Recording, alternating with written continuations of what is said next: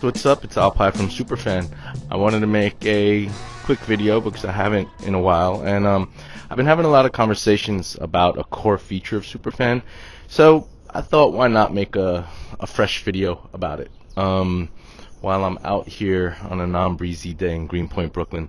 So Superfan streamlines a legal process, which can be pretty scary, and is really important to everything we're doing. So first, I should say we absolutely aim to be a safe space for artists. Again, it's at the core of why we're here. I mentioned the 35-year rule in the past, and what that means is after 35 years, music artists have a right to petition for the reversal of rights to their recordings, which basically means for the first time an artist can start to make money off their music as an owner of that music.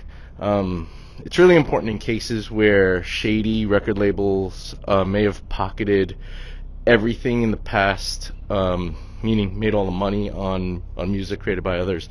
Predatory deals have been completely normalized, and we hear about young artists who've been taken advantage of, like literally all the time.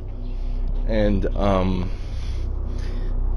so it's essentially 1989 right now. 35 years ago was arguably the beginning of a golden era. What's the plane overhead?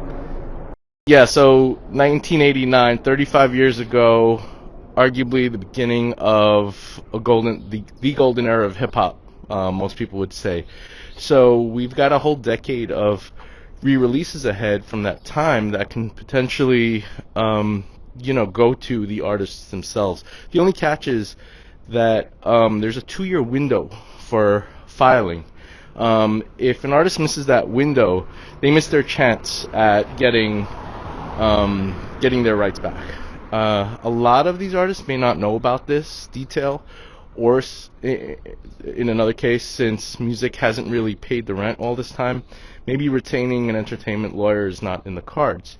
Besides being a scary and complicated process, it could also be a costly one for a lot of people. So we're retaining the lawyers. We're the ones partnering with the lawyers, and we're turning it into a factory line, essentially. So the costs come down because we'll be funneling a lot of the same task over and over to the same law firms, and it becomes kind of a machine. So and then we also realize that ownership isn't the whole story. Ownership is the first step. Hi. Cute little kid. Ownership isn't the whole story. There's also licensing and distribution, which these artists probably don't know the first thing about. So we want to help there too, and we want to also help them avoid the some of the big fees on distribution platforms. So these nostalgic tracks, they can end up in movies and video games, and the ocean of YouTube creators that might want to use these old tracks in their videos.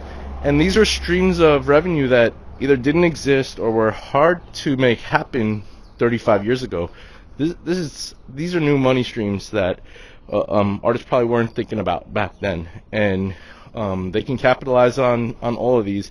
And why shouldn't they, right? So that kind of wraps up the feature that I wanted to talk about today, which is the legal support, and not just legal support, but a streamlined legal support for the artists. And we want to make it easy. We want to make it cheap or free, and really, that's the first step, is ownership. Without the ownership, this conversation doesn't happen. So let's get that for all these artists. All right. Thank you. Peace.